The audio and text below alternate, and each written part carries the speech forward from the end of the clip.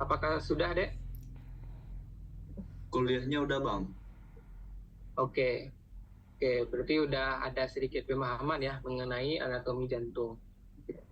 Oke, untuk pertama, alangkah baiknya kita berdoa terlebih dulu ya, menurut kepercayaan masing-masing. Berdoa dimulai.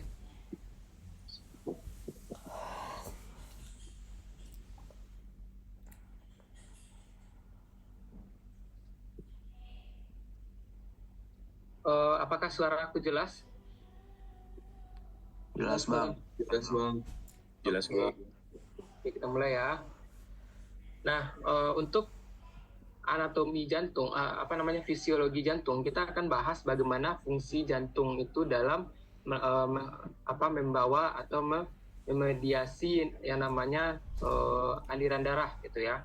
Nah, dari sistem sirkulasi itu sendiri ada 3 komponen penting, yaitu jantung, pembuluh darah, dan darah itu sendiri. Nah, jantung sebagai organ kontraktilnya nih, sebagai organ kontraktilnya yang membuat suatu tekanan sehingga darah ini dapat mengalir pada pembuluh darah gitu ya. Jadi jantung ini sebagai penghasil gradien tekanan yang dibutuhkan untuk mengalirkan darah ke jaringan. Nah, untuk sirkulasi itu sendiri itu nanti akan terbagi menjadi 2, yaitu sirkulasi pulmonal dan sirkulasi sistemik ya. Gitu. Nah, komponen kedua adalah pembuluh darah. Pembuluh darah ini itu ada pembuluh darah ada arteri dan ada vena ya.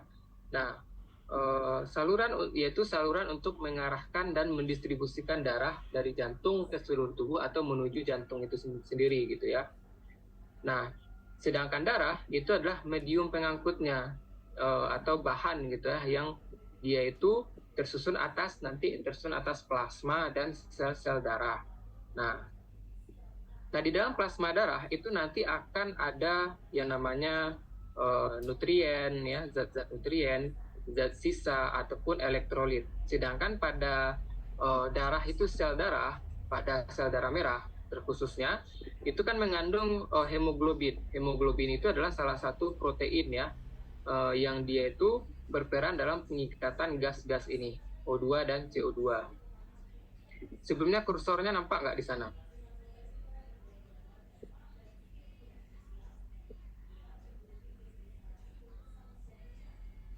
Kursor aku nampak nggak di sana? Saya enggak Bang. Enggak Bang. Walah, bentar ya. Enggak begitu nampak Bang. Bentar. Berarti kayak gini aja, bentar ya. Baik Bang. Harusnya harus pakai kursor karena nanti ngawang kalian ya. Oke, bentar.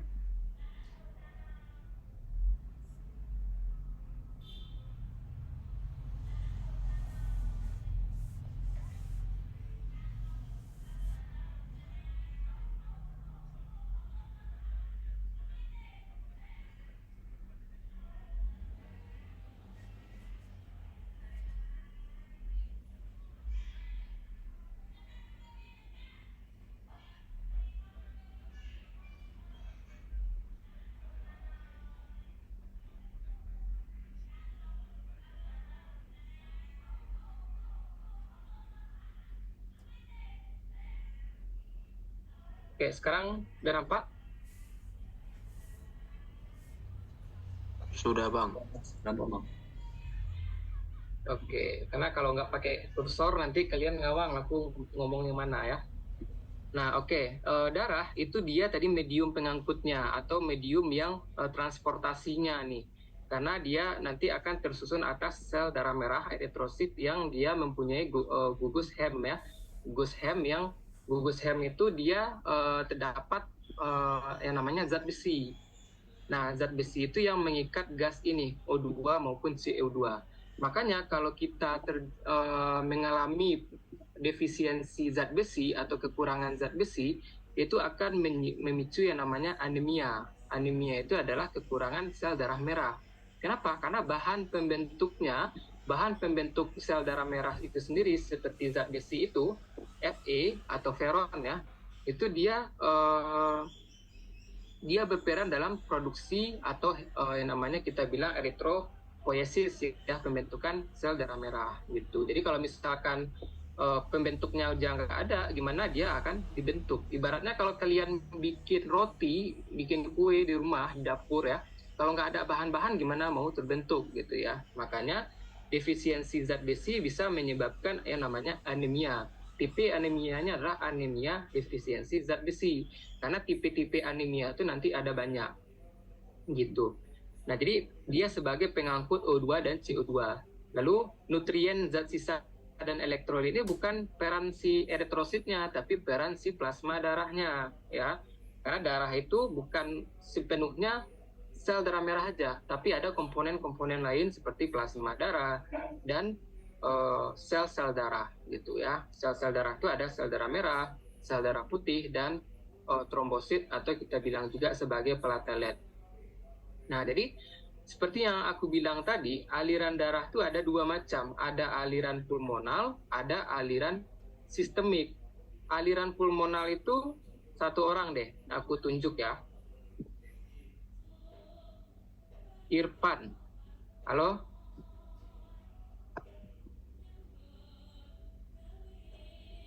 Halo Irfan?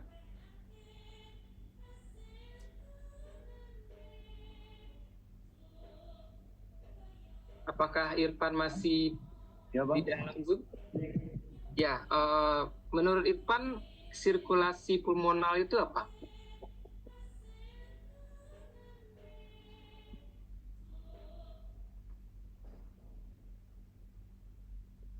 Begini bang, menurut saya bang kan aliran darah dari jantung ke paru-paru bang ya. Oke, betul ya. Kemudian dia kembali lagi ke jantung bang. Oke, betul. Jadi sirkulasi pulmonal betul yang Irfan bilang, yaitu aliran darah dari jantung ke paru-paru. Itu darah yang dibawa adalah darah yang kaya akan CO2. Ya, ingat darah yang kaya akan CO2. Jadi aliran darah dari ventrikel kiri, ventrikel kanan atau ventrikel dextra ke dalam arteri pulmonales, ini arteri pulmonales ya, arteri pulmonales dextra dan arteri pulmonales sinistra itu membawa darah yang kaya akan CO2 ya, artinya miskin O2. Nah, kenapa darah yang kaya akan CO2? Karena dia darah yang berasal dari sirkulasi sistemik. Kalau darah yang berasal dari sirkulasi sistemik itu adalah darah-darah yang bekas sisa-sisa metabolisme. Ya, sisa-sisa metabolisme, kalau kalian belajar di biokimia, itu nanti akan ada namanya pemecahan karbohidrat. Itu menjadi CO2 dan H2O. CO2 itu adalah bekas dari metabolisme, sehingga dia dialirkan kembali ke jantung untuk dipompa ke paru. Nah, gitu juga, baik itu bagian tubuh atas, sistemik yang bagian atas, maupun sistemik yang bagian bawah, melalui vena cava superior dan vena cava inferior menuju atrium kanan. Nah, di atrium kanan ditampung darah sistemik itu, baru dipompa ke ventricle. Nah, nanti kita akan bahas secara dalam bagaimana mekanisme terjadinya kontraksi atrium dan kontraksi ventricle, dan istilahnya siklus jantung itu sendiri. Nah, gitu juga dengan yang namanya adalah sirkulasi sistemik. Sebaliknya, dia membawa darah yang berasal dari paru ke jantung. Ya, membawa darah yang berasal dari paru ke jantung. Darah yang berasal dari paru ke jantung otomatis darah yang kaya akan O2. Karena di dalam paru itu akan terjadi pertukaran O2 dan CO2 pada kapiler alveoli. Ya, pada kapiler alveoli atau kapiler alveolus itu akan terjadi pertukaran antara O2 dengan CO2 antara kapiler dengan alveolus. Aku tunjuk satu orang, mekanisme apa pertukaran gasnya. Coba Cut Ria Novianti. Ini terkait dengan materi kita paling awal nih, difusi dan osmosis itu ya. Cut Ria Novianti.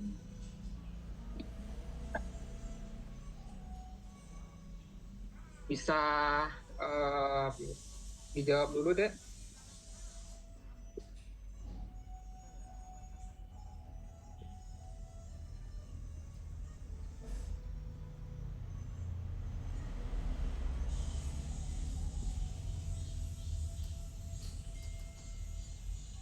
Oke, kita ganti ya. Kita ganti dengan Herio Tegar D5. Herio Tegar. Ini anaknya Arsyaf nih. Boleh soalnya diulang lagi bang. Ya, menurut Herio Tegar, apa tadi pertanyaannya, lupa aku. Ya, menurut Herio Tegar, apa pertanyaan aku sebelum? Oh ya, bagaimana mekanisme transport ya dari pertukaran gas antara CO2 dengan dengan alveolus, antara kapiler alveoli dengan alveolus itu sendiri. Mekanismenya apa? Apa jenis perpindahannya? Difusi ya, Bang. Hah? Apa? Difusi itu ada dua deh, difusi sederhana sama difusi terfasilitasi. Difusi yang mana?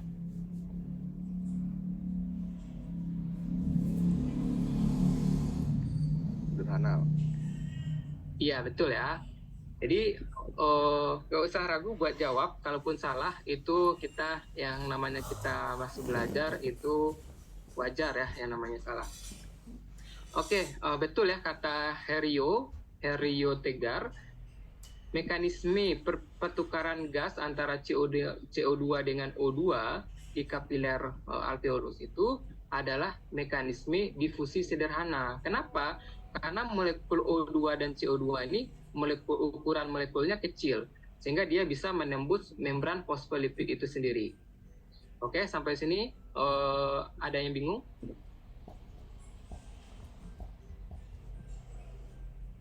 Oke, kalau nggak ada kita lanjut ya. Nah, jadi seperti itu pertukaran gas antara CO2 dengan CO2 dengan O2 di dalam kapiler alveoli. Nah, itu kalau kita kaji secara kimianya gini. Kita kaji secara kimia, Hb yang berikatan dengan Hb itu hemoglobin yang tadi yang terdapat pada eritrosit. Ketika berikatan dengan O2 akan membentuk kompleks HbO2 atau kita bilang oksihemoglobin. Ya, terbentuk HbO2. Ya. HbO2. Gitu juga untuk yang CO2. Ya, kalau yang CO2 itu juga sama, terbentuk ikatan HbCO2, ya.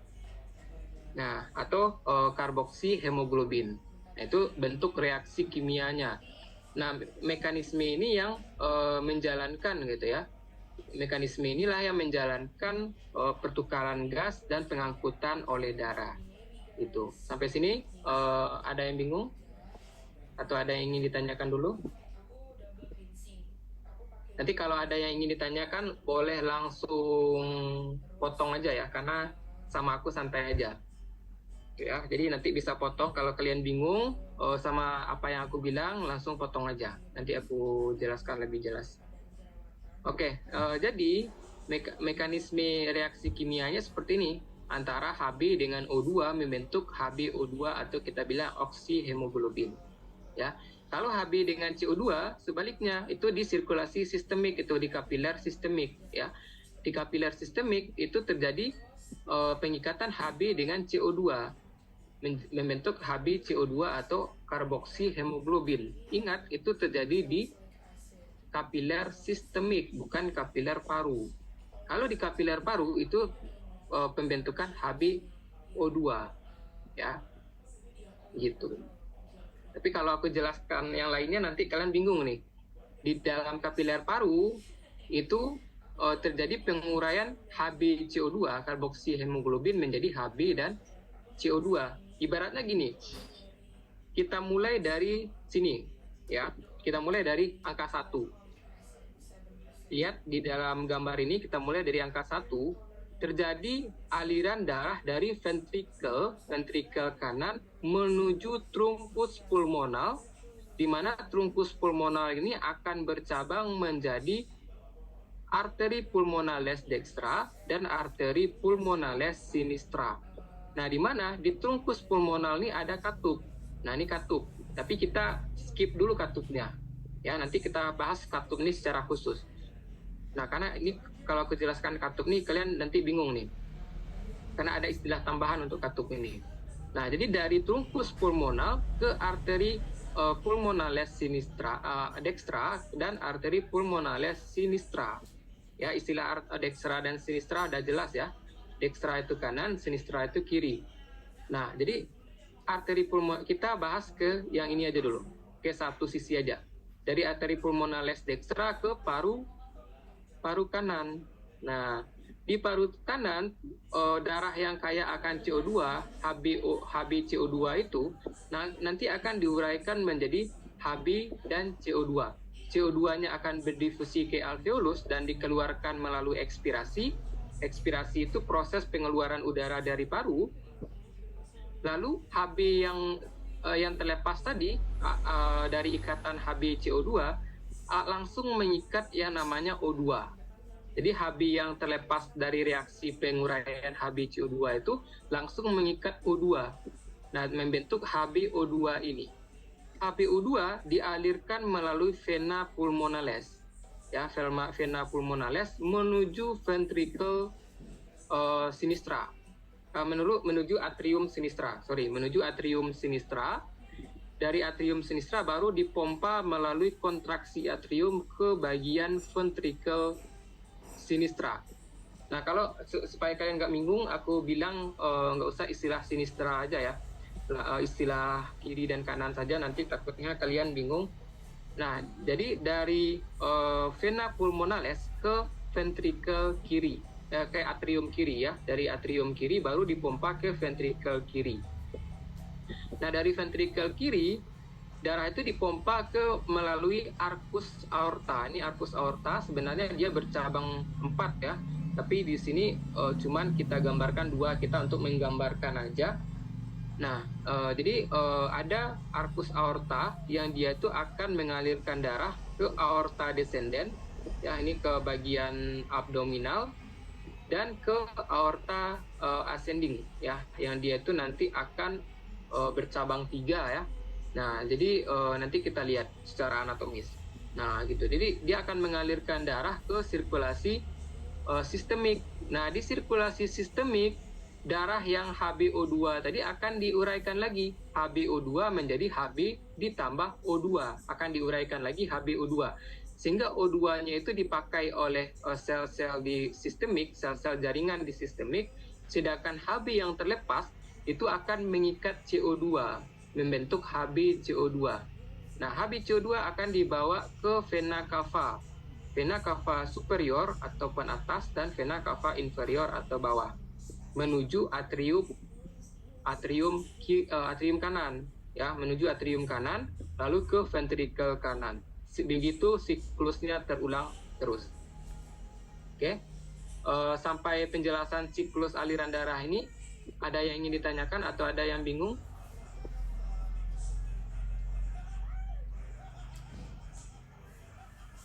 Sudah jelas? Bisa tolong ulang, Bang.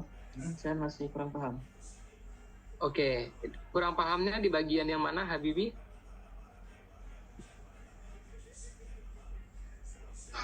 Maaf, Bang, dari awal aja, Bang. Oke, kalau kita ulang dari awal ya. Oke, atau ada deh yang mau jelaskan, satu orang yang udah paham dan ingin menjelaskan ke Habibi supaya kita bisa aktif di sini. Ada yang ingin menjelaskan? Gak apa-apa salah, nanti abang koreksi lagi.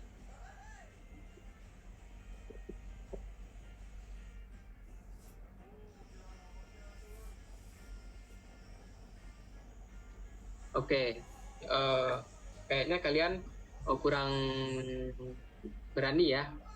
Oke, abang menjelaskan di sini. Dari sini ini kan atrium, ini kan ventricle kanan ya. Ventricle kanan ini adalah darah yang kaya akan CO2 karena berasal dari sirkulasi sistemik nih. Nih, dari vena cava superior ke atrium kanan, dari atrium kanan ke ventricle kanan. Ya, ini darah yang kaya akan CO2. Nah, sebenarnya reaksi-reaksi ini nggak kewajiban aku untuk menjelaskan kalian sebenarnya. Tapi aku ingin saja atau berinisiatif menjelaskan ini. Karena ini terkait dengan pemahaman kalian lebih luas lagi terkait dengan aliran darah gitu ya. Nah, makanya aku ingin aja menjelaskan terkait dengan reaksi-reaksi kimia ini. Oke, ini kita ulang dari awal ya, sabar yang lain ya. Di sini dari ventrikel kanan ke trunkus pulmonal. Trunkus pulmonal dia bercabang dua, arteri pulmonales kanan dan arteri pulmonales kiri. Nah, kita bahas satu sisi aja karena istilahnya sama aja nanti bagaimana mekanismenya. Cuman alirannya aja yang beda, satunya ke kanan, satunya ke kiri. Nah, kalau arteri pulmonales kanan itu akan mengalirkan darah ke paru kanan. Nah, dari paru kanan di kapiler alveolus, itu nanti akan terjadi penguraian dari HbCO2 karena kan yang di sini kan darah yang kaya akan CO2 ya yang dibawa ke paru kanan. Nah, terjadi penguraian HbCO2 menjadi Hb dan CO2. CO2 yang dilepaskan itu akan berdifusi ke alveolus dan dikeluarkan melalui proses ekspirasi. Ya, ekspirasi. Nah, setelah ekspirasi tentu kita inspirasi. Nah, setelah kita inspirasi O2 masuk, Hb yang terlepas di kapiler alveoli itu nanti akan mengikat O2 membentuk HbO2. Dan HbO2 yang terikat itu akan dibawa ke vena pulmonales ya, vena pulmonales menuju atrium kiri. Di atrium kiri darah ditampung, darah dari kedua paru ditampung di atrium kiri dari vena pulmonales kanan maupun vena pulmonales kiri ke atrium kiri. Nah, di atrium kiri darah dipompa ke ventrikel kiri. Nah, dari ventrikel kiri darah itu ditampung dan dipompa lagi ke sirkulasi sistemik melalui yang namanya arcus aorta atau kita bilang aorta aja ya. Nah, melalui aorta. Nih, melalui aorta ini adalah arteri besar ya, arteri yang paling besar itu aorta. Nah, jadi dari aorta nanti akan dialirkan darah ke sirkulasi sistemik. Di kapiler sistemik terjadi pertukaran dari HbO2, terjadi penguraian ya, dari HbO2 menjadi Hb ditambah O2. Nah, O2 yang terlepaskan itu akan digunakan oleh jaringan-jaringan di sistemik. Ya, sedangkan Hb yang terlepas itu akan mengikat CO2 yang ada di sistemik. Diikat CO2 yang ada di sistemik menjadi HbCO2. HbCO2 yang di sistemik akan dibawalah ke melalui vena cava superior ataupun inferior ke dalam atrium kanan.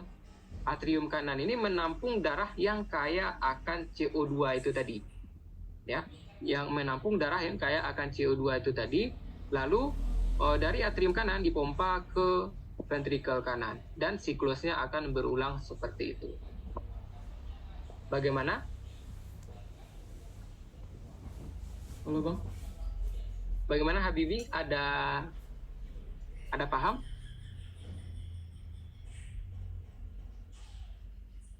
Nah, Bang, berarti si sistemik itu dia mengalirkan darah ke seluruh tubuh, Bang ya? Gimana? Gimana Habibi? Berarti sirkulasi. Oh ya, Bang. Halo, Bang. Ya. Berarti sirkulasi sistemik itu mengalirkan darah ke seluruh tubuh, Bang ya? Iya, sirkulasi sistemik dia mengalirkan darah ke seluruh tubuh tanpa terkecuali, apa itu ke otak, ke ginjal, ke paru itu sendiri. Perlu kalian garis bawahi ya, aliran yang memberikan nutrisi kepada paru dan aliran yang memediasi pertukaran O2 itu beda pembuluh darahnya. Ya, beda pembuluh darah yang memberikan nutrisi ke paru dan beda pembuluh darah yang mengalirkan memediasi atau memberikan kesempatan untuk pertukaran udara ya. Nah, itu beda aliran darahnya. Tentu kalau kalian berpikir paru ini sebagai organ, otomatis dia butuh nutrisi juga. Dia butuh nutrisi juga untuk menjaga jaringan-jaringan paru ini tetap normal. Dia butuh nutrisi juga. Tapi nutrisi daripada paru ini bukan dari arteri-arteri yang kita bahas tadi. Ya, arteri pulmonal, vena pulmonal, nggak dari sana. Tapi dari arteri lain. Ya, dari pembuluh darah lain. Nah, jadi sehingga Abang bilang, sirkulasi sistemik ini akan mengalirkan darah ke seluruh tubuh tanpa terkecuali. Apakah itu ke organ reproduksi, ke paru, ke ginjal, ke sistem pencernaan, ke sistem saraf, semuanya dia akan mengalirkan. Itu yang sirkulasi sistemik, ya. Oke, Habibi? Iya bang. Kasih bang. Oke. Oke, kita next ya.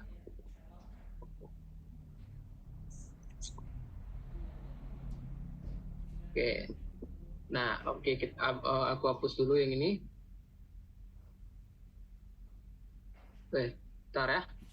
Ini nggak bisa dihapus nih kayaknya. Oh, sorry. Oke, aku hapus dulu yang ini biar jelas. Aku ganti jadi warna hitam supaya jelas.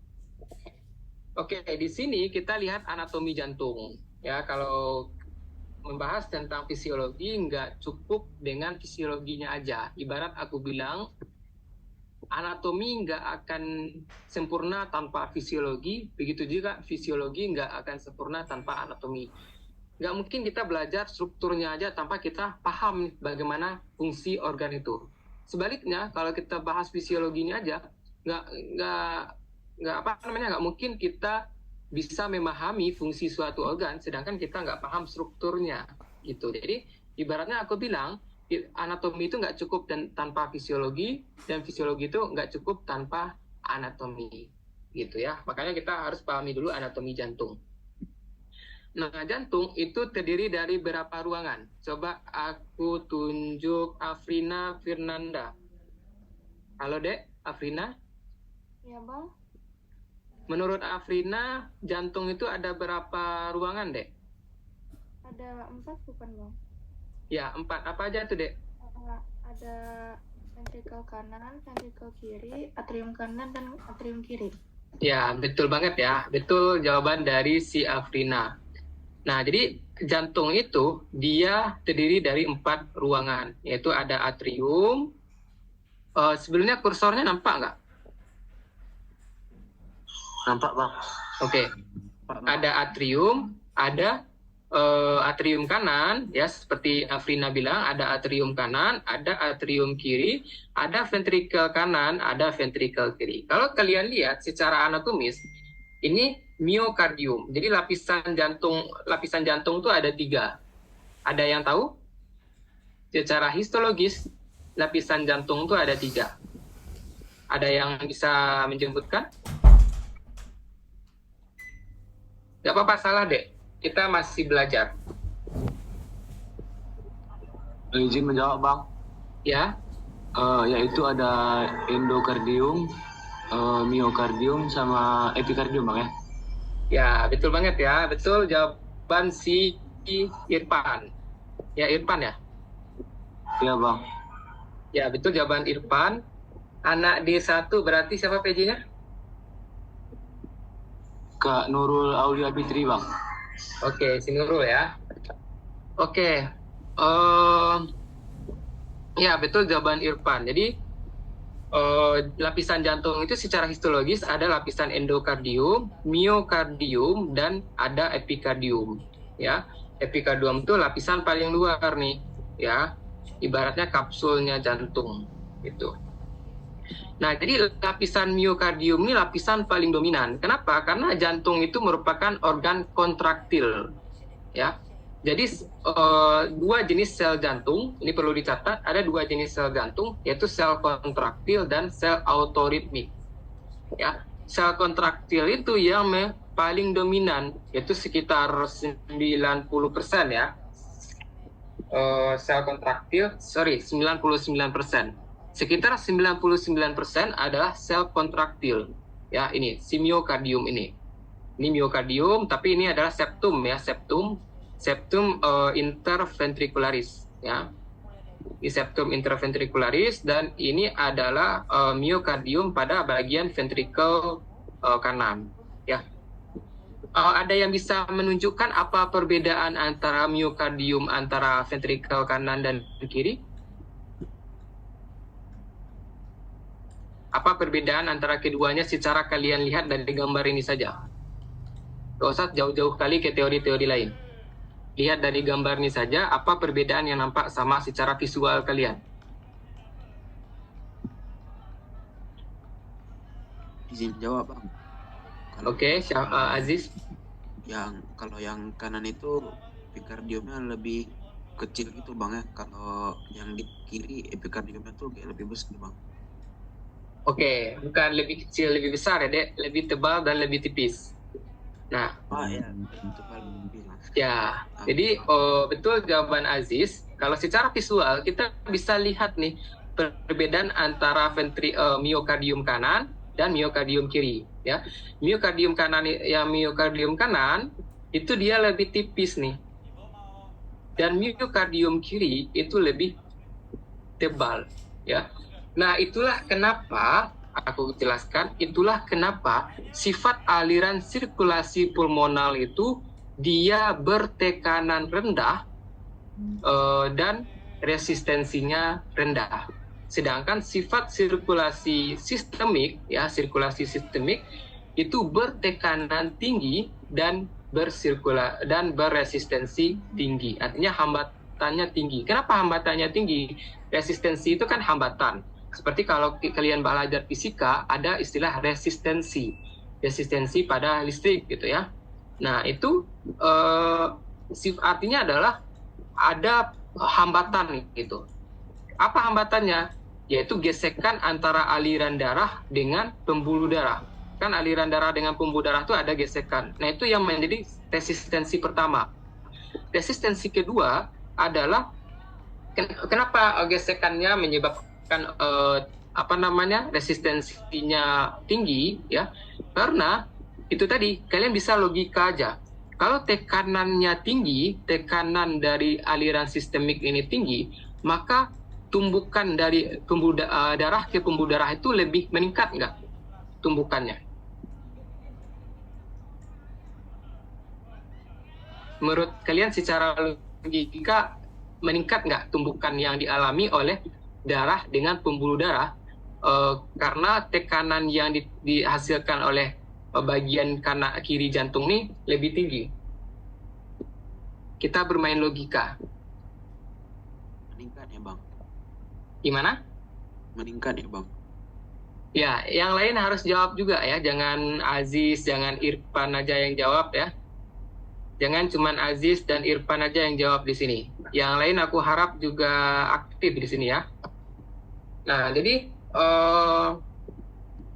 di sini kita lihat ya, kalau terjadi peningkatan tekanan di ventrikel kiri jantung karena akibat miokardiumnya lebih tebal, artinya kan kekuatannya lebih kuat nih ventrikel kiri. Karena dia apa? Karena dia mengalirkan ke seluruh tubuh, makanya dia butuh kekuatan yang lebih besar gitu ya. Nah, karena tekanan yang lebih besar dihasilkan oleh ventrikel kanan, maka tumbukan yang dialami darah ke bagian pembuluh darah itu akan meningkat. Akibatnya apa? Resistensinya juga akan meningkat. Hambatannya akan meningkat. Selain itu, aliran darah sistemik jauh nggak? Jauh nggak kira-kira aliran darah sistemik? Jauh. Ya, betul ya. Ya, aliran darah sistemik itu jauh. Ke otak lah, ke kaki, ke organ reproduksi, jauh aliran darahnya. Nah, secara fisika dari hukum fluida dinamis, karena darah itu kan bentuk cairan ya, maka berlaku fluida dinamis di sana. Nah, menurut hukum fluida dinamis, semakin jauh pembuluh itu, ya pipanya semakin jauh, maka semakin tinggi resistensinya, hambatannya semakin tinggi. Ya, secara fisika. Kalau kita kaji secara fisika. Secara fisika, kalau kita kaji gitu ya, berdasarkan hukum fluida dinamis, itu semakin jauh aliran darah itu, atau kita bilang aliran fluida, itu semakin besar resistensi dari alirannya. Gitu. Oke? Sampai sini ada yang belum paham?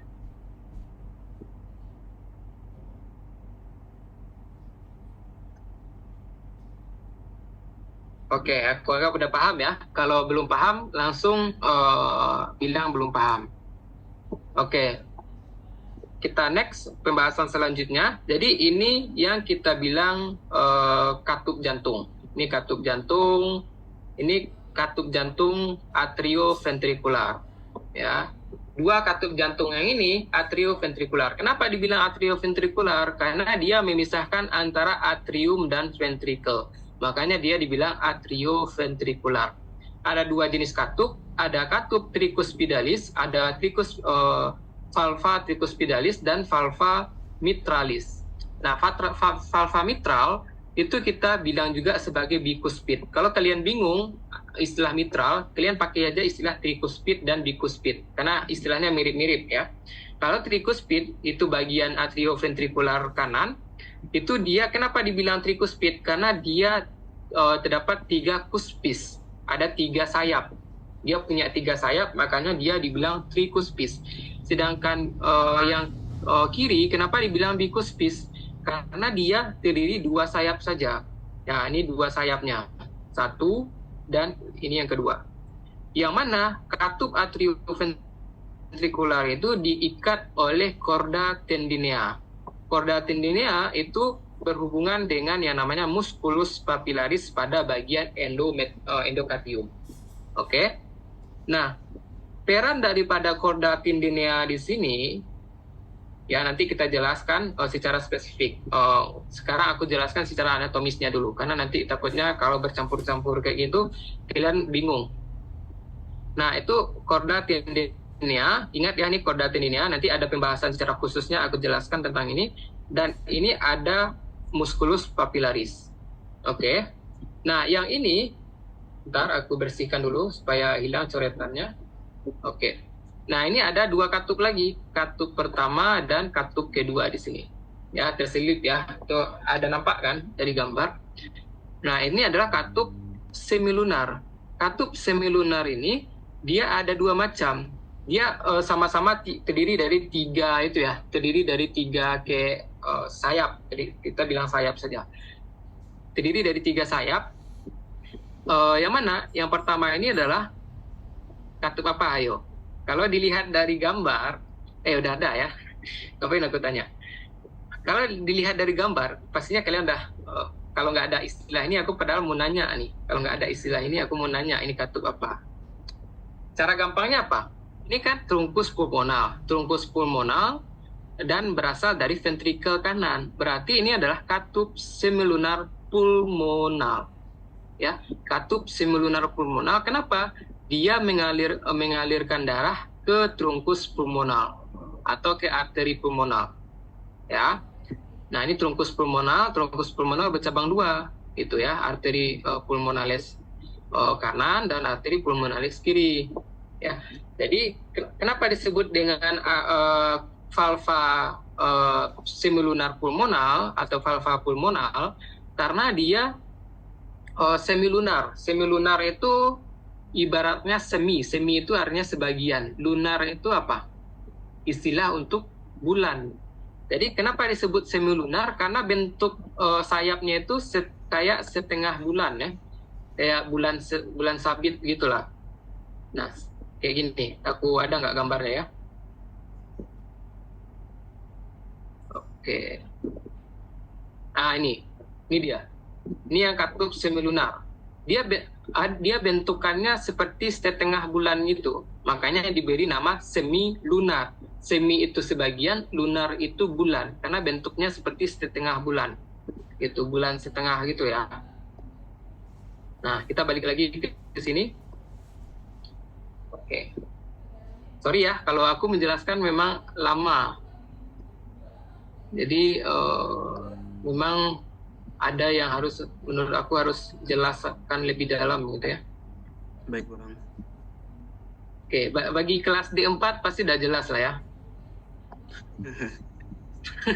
Yang kelas D4 yang aku PJ-nya mungkin udah jelas gimana aku menjelaskan. Oke. Di sini kita lihat ya. Kita lihat di sini ada katup semilunar pulmonal dan ini semilunar aorta. Kenapa disebut dengan semilunar aorta? Karena dia mengalirkan darah ke arcus aorta. Nih ya, dia dari sini ke sini nanti. Dari ventrikel kiri ke aorta kan. Nah, jadi katup pemisah antara aorta dengan ventrikel kiri itu adalah semilunar aorta. Oke, ingat tuh ya. Pemisah antara atrium dengan ventrikel itu adalah, ini yang perlu harus kalian pahami betul nih mengenai katup-katup ini, karena kan kita praktikumnya adalah praktikum bunyi jantung. Bunyi jantung itu berasal dari katup-katup ini. Ya, nanti kita lihat mekanismenya bagaimana. Oke, ini perlu kalian ingat bahwasanya pemisah antara atrium dengan ventrikel itu adalah katup atrioventrikular yang terdiri dari dua, yaitu tricuspidalis dan bicuspidalis, atau kita bilang juga katup mitral ya. Lalu ada pemisah antara arteri besar, ini kan arteri besar nih dua-duanya, arteri besar. Pemisah antara arteri besar dengan ventricle itu adalah katup semilunar. Oke, yang terdiri dari dua juga, yaitu semilunar pulmonal dan semilunar aorta. Oke, sampai sini ada yang ingin ditanyakan sebelum kita next ke slide berikutnya? Ini vena cava superior dan inferior ya. Ini vena pulmonalis. Oke, vena pulmonalis yang ini. Oke, ini vena pulmonalis dextra ya. Ini vena pulmonalis sinistra. Nanti alirannya sama ke sini ya, dengan kira ini ke sini nanti. Ya, dia sama-sama ke sini nanti. Oke. Ada yang ingin ditanyakan dulu mengenai anatomi jantung secara garis besarnya?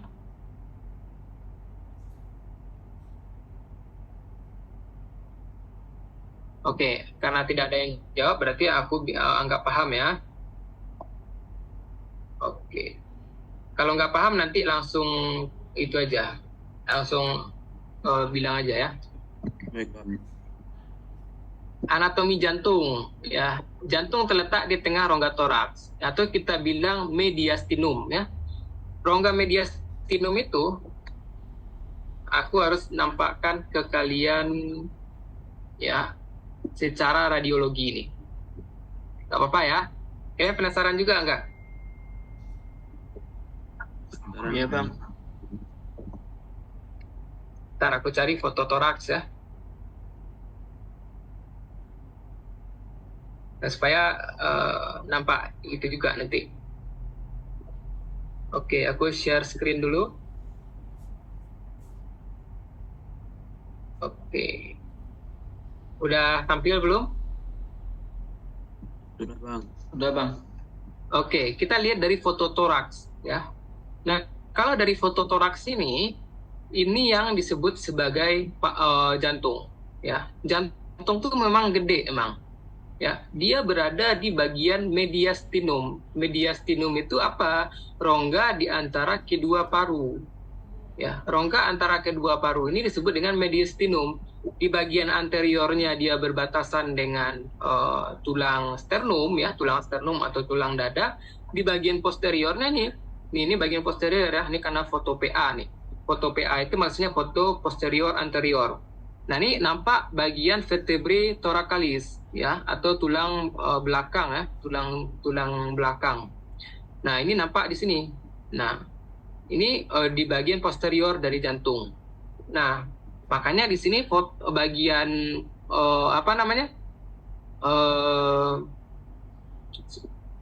bagian vertebrae thoracalisnya itu tampak samar. Kenapa? Karena ada posisi jantung di dekat dia gitu ya. Makanya terlihat samar. Nah, di sini kita lihat ini posisi jantung di dalam foto toraks ya. Dalam foto toraks ini posisi jantung. Bisa terlihat dia ada di bagian tengah ya, bukan di bagian kiri. Ya, kenapa kalau kita ngeraba jantung itu dia di bagian kiri? Karena apex jantung ini kalau dia berdenyut gitu ya, berkontraksi, dia menghantam dinding dada. Makanya kalau kita raba, kalau kalian raba sekarang bagian dada kalian akan teraba denyutnya itu di bagian kiri malah. Ya, coba kalian raba dada kalian sendiri. Benar nggak? Benar nggak yang aku bilang? Ya, siapa yang jawab benar? Bentar bang. Saya bang. Habibi bang. Oke, Habibie ya. Nah, jadi kenapa? Karena apeks jantunglah yang menumbuk bagian dada sehingga dia menghasilkan denyut jantung itu di bagian dada gitu ya. Nah, gitu. Tapi sebenarnya kalau kita bilang itu pernyataan yang salah bahwa jantung tuh sebelah kiri. Tapi kalau karena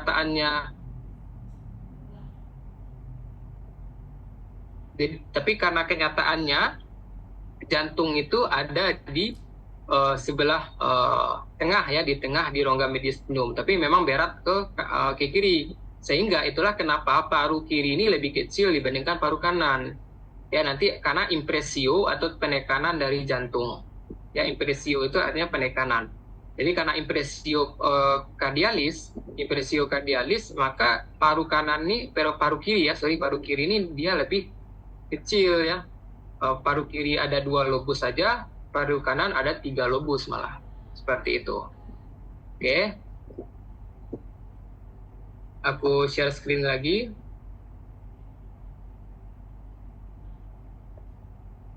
Oke, kita balik lagi ke sini.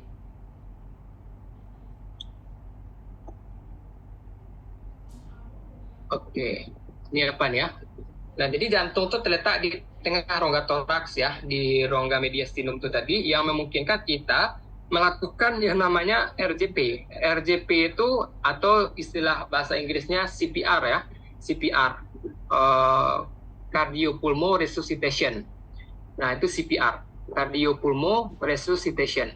Tapi kalau bahasa Indonesianya ya RJP ini, resusitasi jantung paru. Nah, kalau ibarat kalian lihat drakor nih ya, drakor tentang medis kedokteran gitu ya, apa judulnya tuh apa lupa. Nah, itu ada kalau dia lagi darurat nih, pasiennya nggak sadarkan diri, dia lakukan RJP ini, penekanan atau kompresi jantung secara manual.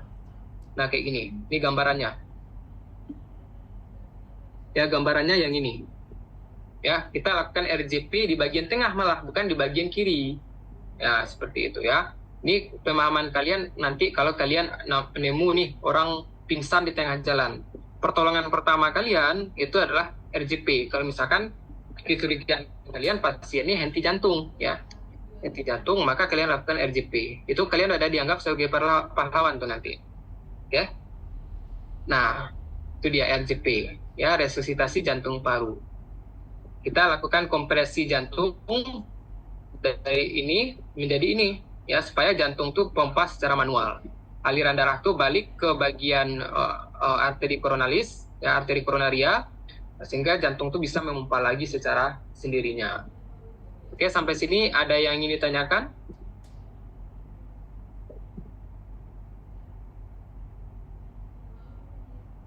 Nah, ini korda tendinea itu menahan katup ini korda tendinea itu tadi. Korda tendinea ini menahan katup ini agar terbukanya itu ke arah ventrikel, nggak terbukanya ke atas. Ini nanti terkait dengan bagaimana kontraksi dari ventrikel. Kalau ventrikel ini kontraksi, artinya darah mendorong ke sini kan? Ya enggak? Darahnya mendorong ke atas nggak? Iya bang. Nah, otomatis kalau nggak ada korda tendinea ini, katupnya kayak buka ke atas, terbuka lagi tapi ke atas, karena dorongan dari bawah. Nah, karena dengan adanya korda tendinea inilah, katup ini nggak terjadi eversi namanya. Eversi itu adalah pembukaan katup ke arah yang berlawanan, yang nggak seharusnya gitu. Itu yang eversi. Oke. Nah, katup itu terbuka karena adanya aliran darah. Aliran darah akibat dari tekanan yang besar pada sisi yang berlawanan.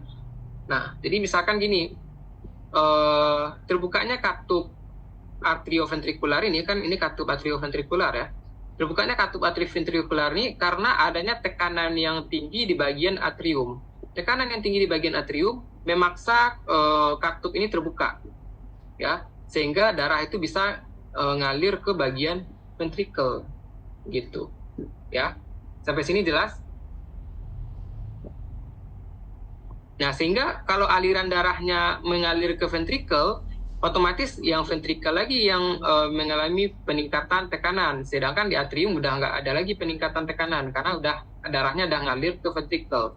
Nah, karena tekanan yang tinggi di ventrikel setelah terisinya ventrikel ini, maka akan menyebabkan katup ini tertutup. Ya, katup ini terdorong ke atas akibat tekanan yang tinggi di bagian ventrikel. Oke, gitu ya. Jadi akibat adanya tekanan yang tinggi di ventrikel itu yang menyebabkan katup ini bisa tertutup kembali.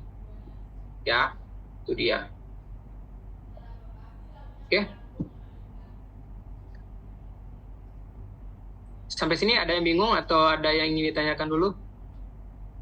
Sebelum kita next ke slide berikutnya.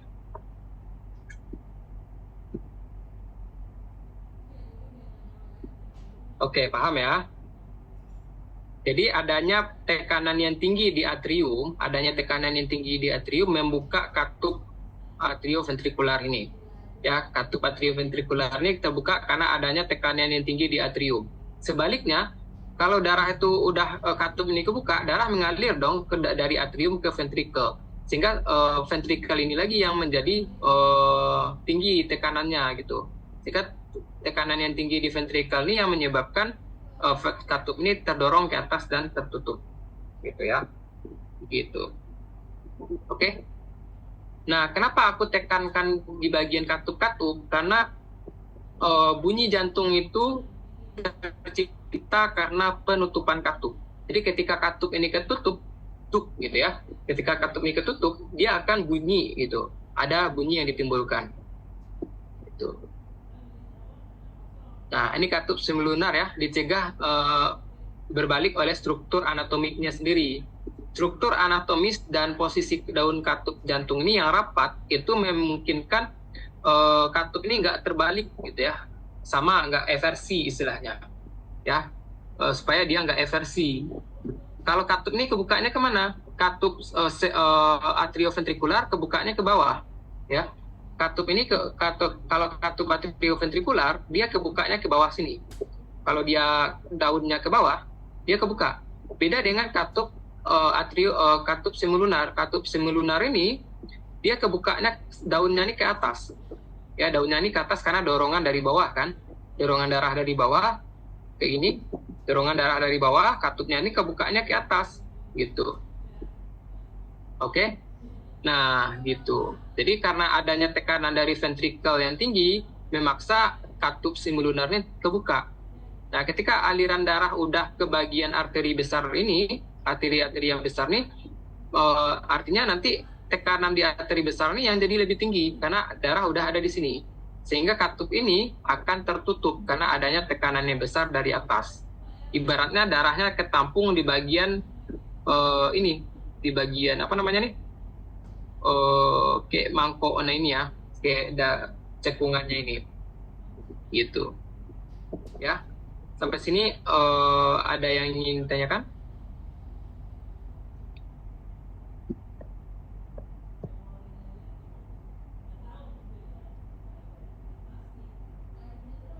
Bang, Ya, berarti kalau katup semilunar, dia tekanan tinggi pada ventrikel yang buat katupnya terbuka, tapi tekanan dari arteri pulmonaris ya yang membuat katup tertutup.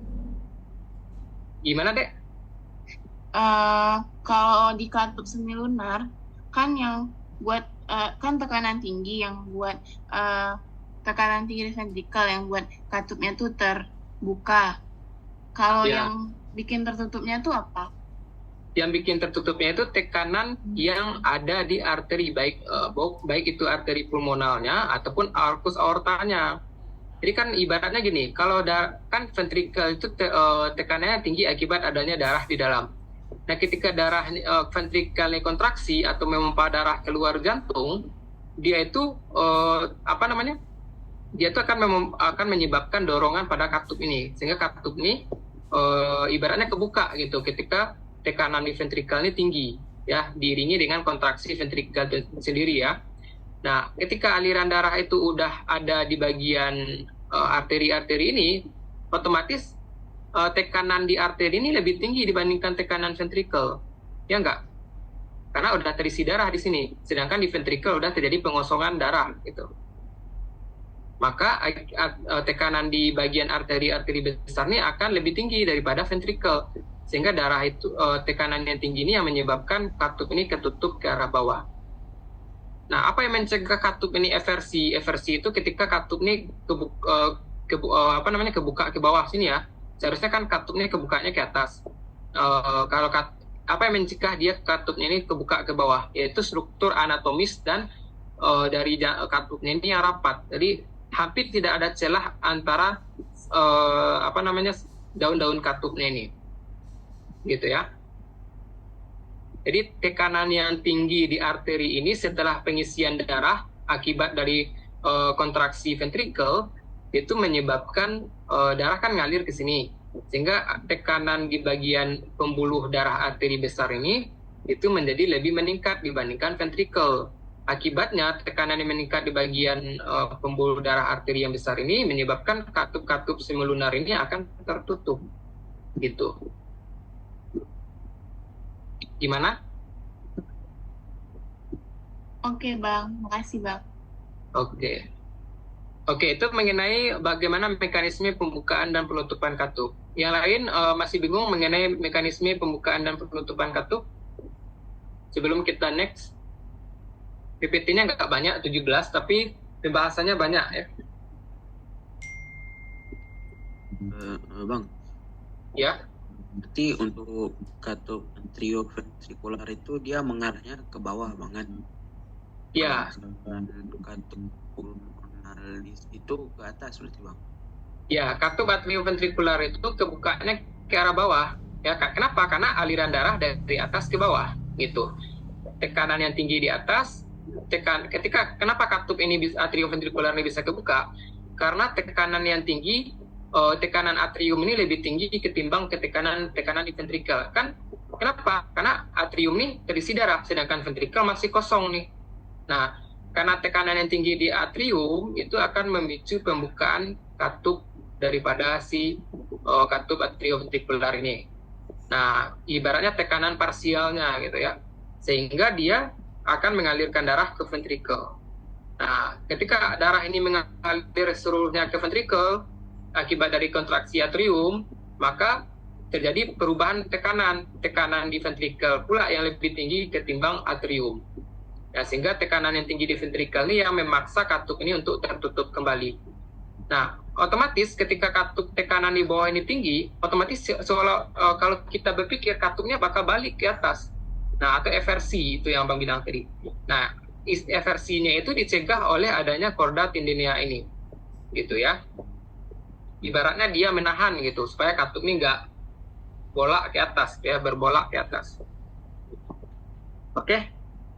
Baik Bang. Nah, Oke, kita next.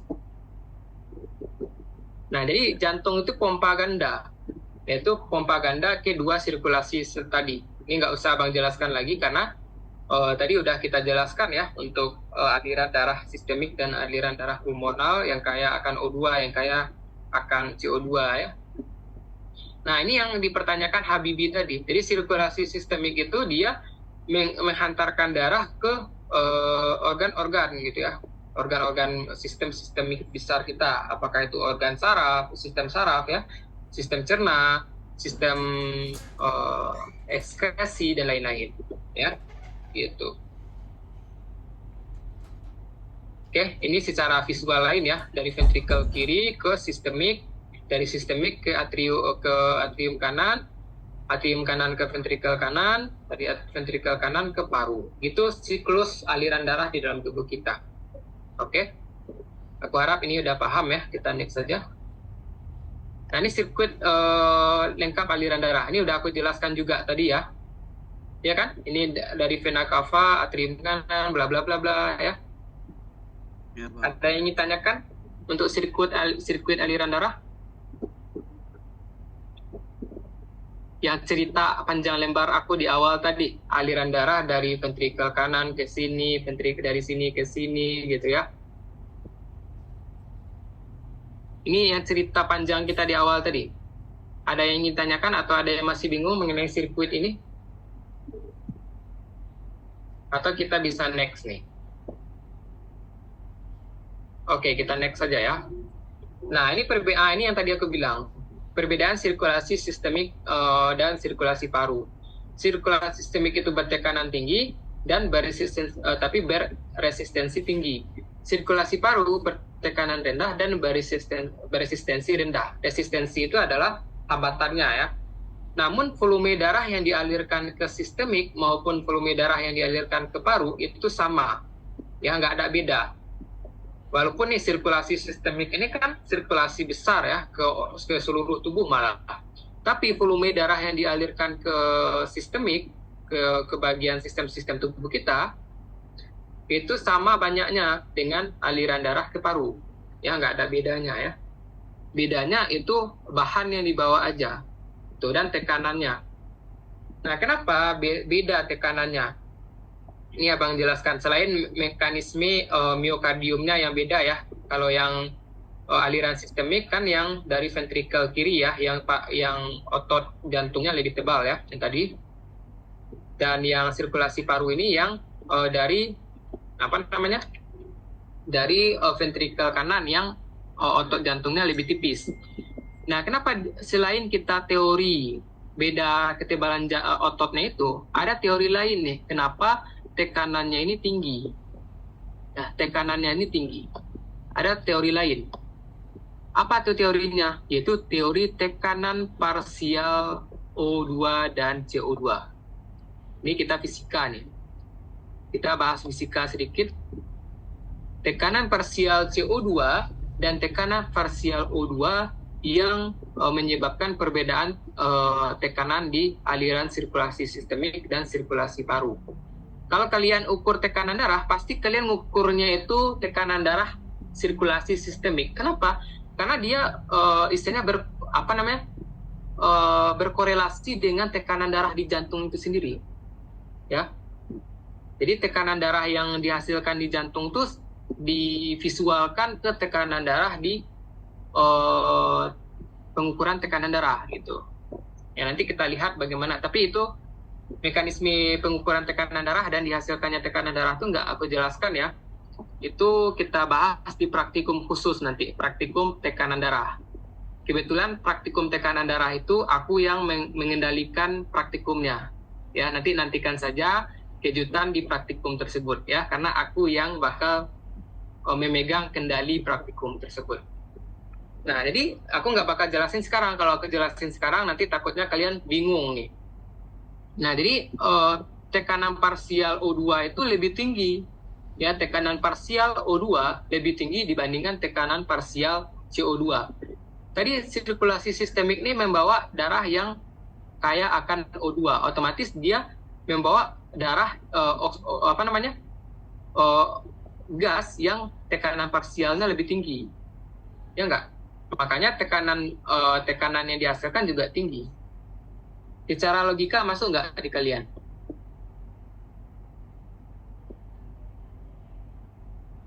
Halo, yang lain? Secara logika apakah masuk? Ini gimana ya, Bang? Halo, gimana? Maksudnya tadi gimana ya, Bang? Coba yang lain deh, aku tanya. Sultan Hauzan, Rifki Auliapi, Rifki,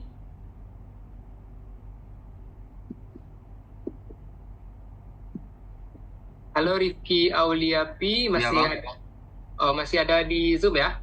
Masih bang. Menurut Rifki, apakah logika yang abang bilang itu benar?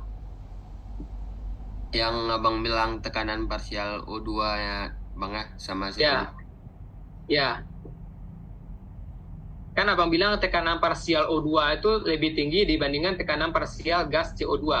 Nah, akibatnya karena sirkulasi sistemik ini dia bawa gas O2, secara logika otomatis ya tekanannya tinggi juga karena dia membawa O2 yang jelas-jelas tekanan parsialnya lebih tinggi. Secara logika dari Rifki, apakah setuju atau tidak? Kalau logika dari abang seperti itulah. Setuju sih bang. Setuju ya? Kan materi yang dibawanya kan udah parsialnya gede. Ya, Di sistemiknya juga gede, jadi dia bertekanan tinggi, Bang. oke. Jadi udah paham ya mengenai ini ya, kenapa bisa. Jadi aku bukan menjelaskan secara teks gini aja, aku jelaskan secara kenapa bisa gitu ya. Karena itu penting juga supaya kalian nggak lebih ke paham, bukan lebih menghafal. Kalau aku jelaskan cuman sebutkan nih sirkulasi sistemik bedanya dia bertekanan tinggi. Kalau sirkulasi paru dia bertekanan rendah. Kalau nggak aku jelaskan kenapa bisa, itu kalian nggak paham nanti. Kalian cuman menghafal. Kalau seperti yang kalian tahu, hafalan itu dia jangka pendek. Sedangkan kalau pemahaman itu jangka panjang. Nah, kalau aku jelaskan mengenai kenapa dia bisa dibilang bertekanan tinggi dan bertekanan rendah, nanti supaya kalian paham dan kalian nggak perlu menghafal lagi. Oh, kenapa sirkulasi sistemik harus bertekanannya tinggi, sirkulasi pulmonal, sirkulasi paru bertekanan rendah. Nah, jadi nggak perlu kalian hafal lagi kalau kalian udah paham, ya. Oke. Sorry ya kalau Zoom sama aku pasti lama. Gak apa-apa kan? Nggak apa-apa, Bang. yang D4 pasti nggak heran lagi ya. Yang D4 yang aku PJ-nya pasti nggak heran lagi. Oke, kita next nih. Sorry ya, aku kalau Zoom-nya lama, kan hari Minggu lah ya. Karena aku harus jelaskan kenapanya, bukan tulisannya ini. Ya, kalau secara teori ya ini. Secara tulisan, dia sirkulasi sistemik, dia bertekanan tinggi, sirkulasi paru, dia bertekanan rendah. Tapi kalian pasti bingung, kenapa bisa gitu ya. Makanya aku jelaskan kenapa, supaya kalian itu paham, nggak perlu menghafal istilah-istilahnya lagi. Ya, kalau udah paham itu kalian bisa berlogika saja lagi. Oke? Oke, kita next.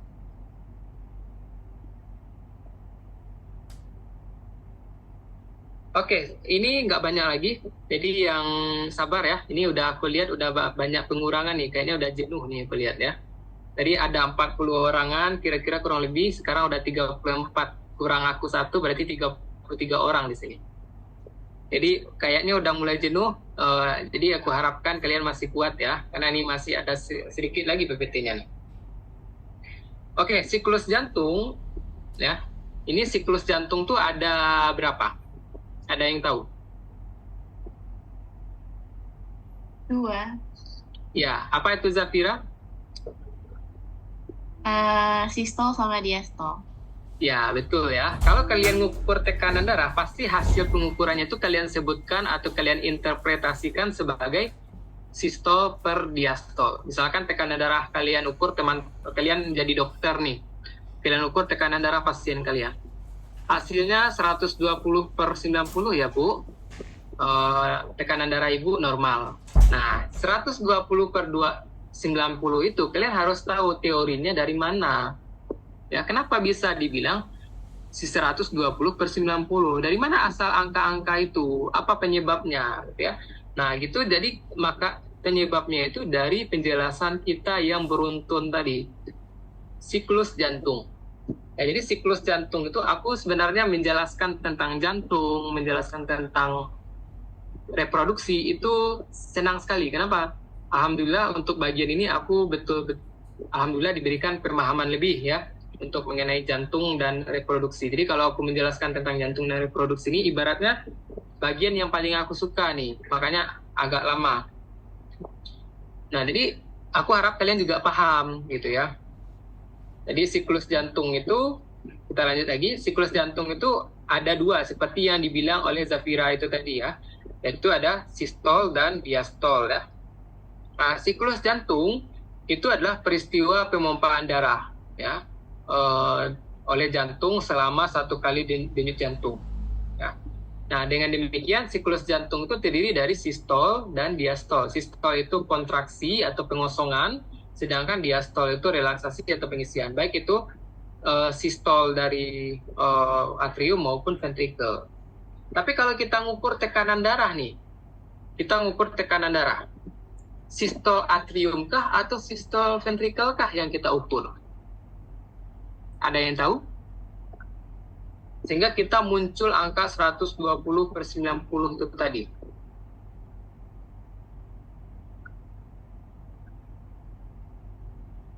Sistol atrium ya bang. Oh, Aziz bilangnya sistol atrium. Ada pendapat lain? Saya ventricle. Siapa yang jawab? Siapa yang jawab ventricle tadi? Zarifa. Zarifa, oke. Betul ya, jawaban Zarifa betul. Jadi yang kita ukur itu adalah sistole ventricle-nya. Kenapa sistole ventricle? Karena gini logikanya, kalau ventricle itu kan pompa darah keluar jantung. Pompa darah keluar jantung. Artinya darah yang dipompa itu nanti akan bertumpukan dengan arteri. Arteri yang kita ukur. Ya, arteri yang kita ukur. Nah, sehingga yang kita ukur itu sebenarnya tekanan 120/90 yang kita dapatkan itu adalah sistolnya dari ventricle. Karena ventricle itu yang memompa darah keluar dan darah itu menumbuk ke dinding arteri. Itu ya. Sampai sini paham? Atau ada yang bingung?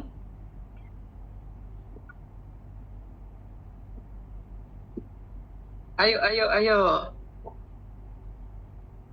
Kita masih jauh nih. Nah, udah paham atau masih bingung? Oke, aku harap paham ya. Nah, jadi ya itu udah spill pula sedikit materi tentang tekanan darah. Tapi itu sedikit just to know aja ya. Oke, kita lanjut ke sini. Yang perlu kalian tahu cuma ini dulu ya. Jadi jangan pusing-pusingkan dengan bagaimana mekanisme tekanan darah yang aku bilang tadi ya. Kalian fokus di sini aja dulu. Oke, pembahasan mengenai satu siklus lengkap jantung itu dimulai dan diakhiri dengan diastole ventricle. Ya. Oke, kita next. Oke, pengisian ventrikular. Pengisian ventrikular itu terjadi karena apa? Ayo, ada yang tahu?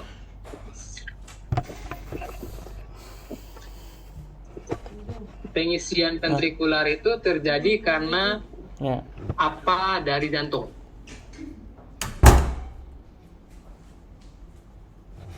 Ayo, kalau di kelas Sabang si Syakira nih yang sering jawab. Apakah Syakira masih ada di sini?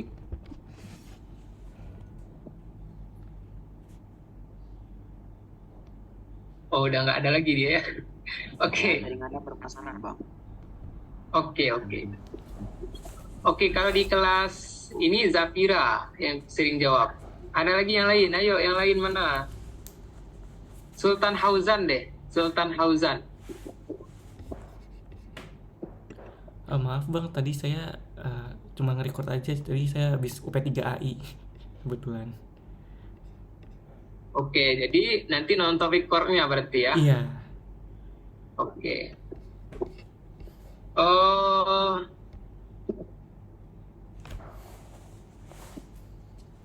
Siapa ya? Kita tunggu. Siapa ya yang mau aku tanya? Ntar, ini ada di chat nih. Saya izin lihat karena ada MKPK bang. Oke ya. Inilah pula masalahnya karena pertumbukan dengan kegiatan lain ya. Oke, Rizky Kamil Azaki. Bang. Apa Rizky jawabannya? Apa yang menyebabkan pengisian dari ventricle?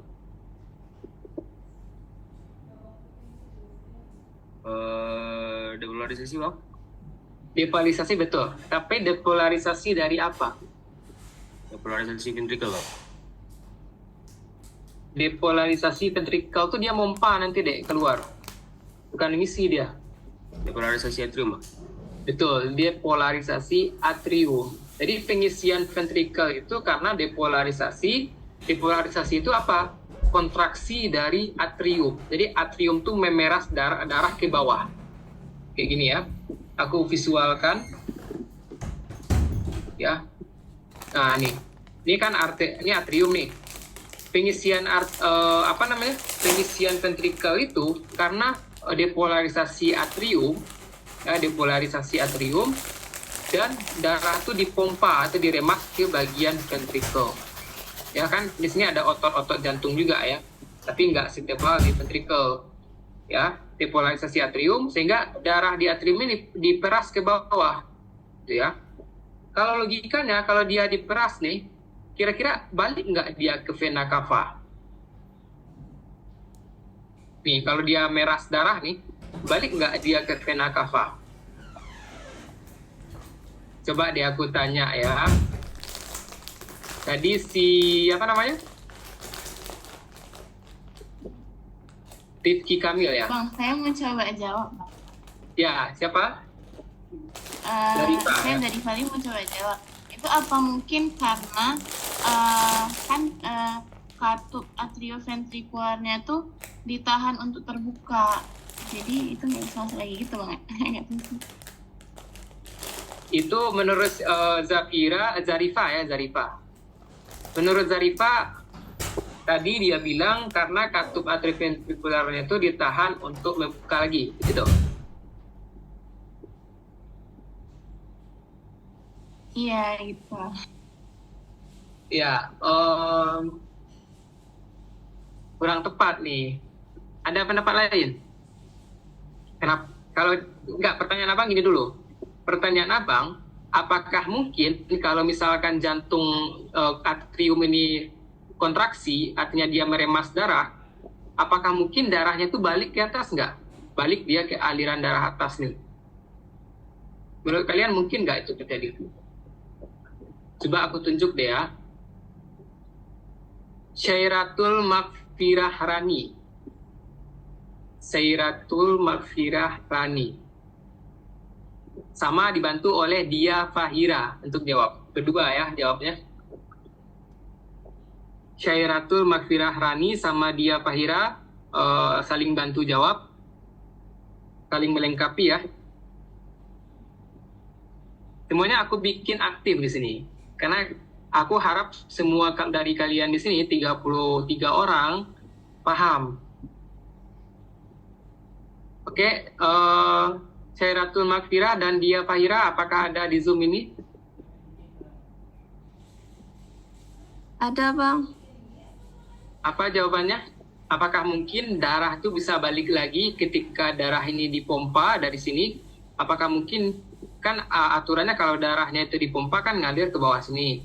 Pertanyaannya Bang, apakah mungkin darahnya itu dipompa balik lagi ke atas? Apakah mungkin? Menurut saya nggak mungkin, Bang. Tapi kurang tahu juga. Ya, coba temannya satu lagi, Dia Fahira. Coba bantu temannya melengkapi. Kata Syairatul Maghfirah, nggak mungkin. Menurut Dia Fahira apa? Tidak mungkin juga. Gimana? Kurang kedengeran deh. Tidak mungkin juga, Bang.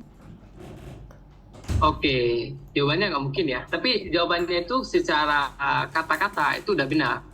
Cuman belum dijelaskan ya kenapanya. Jawabannya betul. Nggak mungkin darah itu bakal balik lagi ke atas. Ya, kalaupun mungkin, baliknya itu cuma dikit. Kenapa?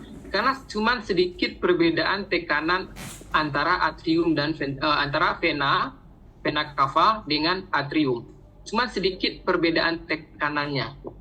Sehingga nggak ada nih gradien tekanan. Tadi yang abang bilang, kenapa bisa aliran darah dari atrium ke ventrikel terjadi?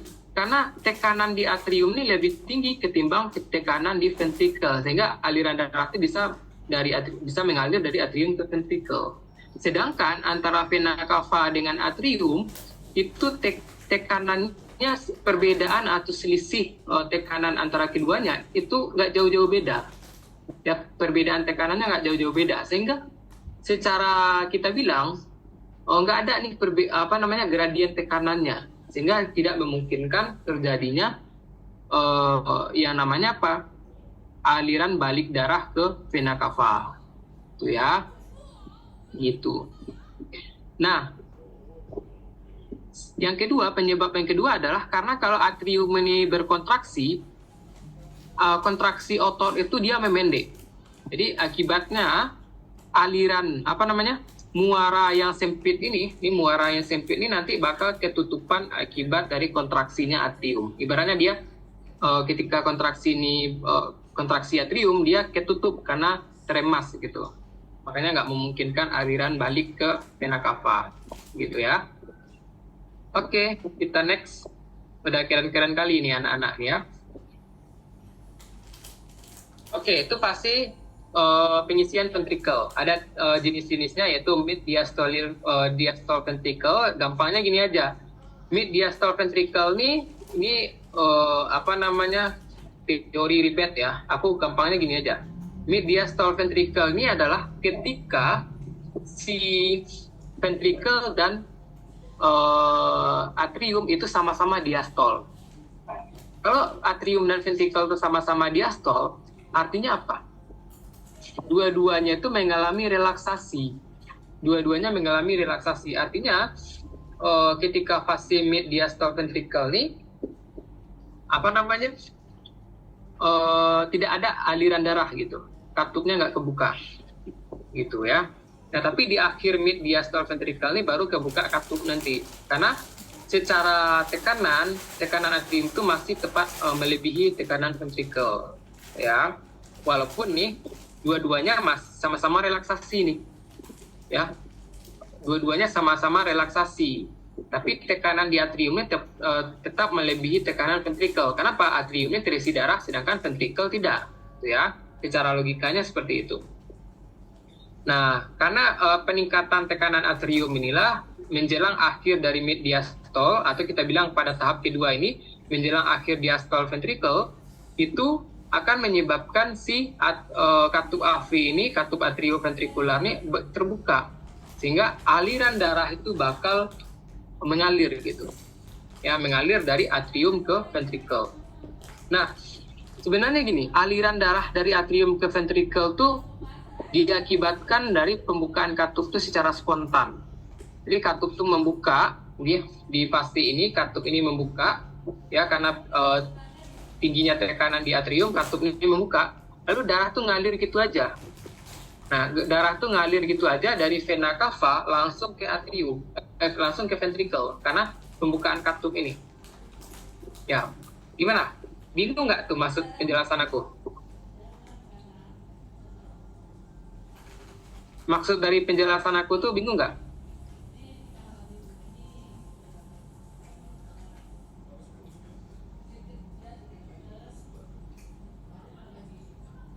Oke, karena nggak ada yang jawab, berarti aku anggap kalian paham ya sama penjelasan aku. Nah, jadi maksudnya gini, pada mid diastole ventricle ini, aku bilang, terjadi diastolik pada atrium maupun ventricle. Artinya sama-sama relaksasi. Tapi tekanan di atrium pada fase mid diastole ini tetap lebih tinggi daripada ventricle. Kenapa? Karena atrium itu berisi darah, sedangkan ventricle tidak. Nah, makanya karena tekanan di atrium ini melebihi tekanan ventricle, katup AV ini kebuka pada fase mid diastolik. Nah, akibatnya aliran darah tuh ngalir gitu aja. Kenapa ngalir gitu aja? Karena si atriumnya masih relaksasi nih, tapi katup AV-nya udah kebuka. Paham?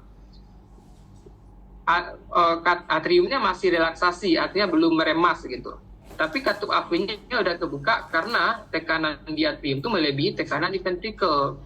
Akibatnya darah itu ngalir gitu aja. Ibaratnya kalau kalian balik botol aqua, kalian buka tutupnya ke bawah, mengarah ke bawah, itu air dalam botol aqua tuh bakal ngalir gitu aja, jatuh ke bawah. Nah, ibaratnya kayak gitu, tanpa adanya kalian remas botolnya. Kalau kalian remas botolnya, baru aliran darah itu yang kalian bilang aliran darah akibat diremas gitu ya. Tapi kalau kalian nggak remas botol aqua itu, kalian buka tutupnya mengarah ke bawah, itu aliran darah gitu aja, aliran air gitu aja ke bawah, gitu akibat dari gravitasi, gitu ya.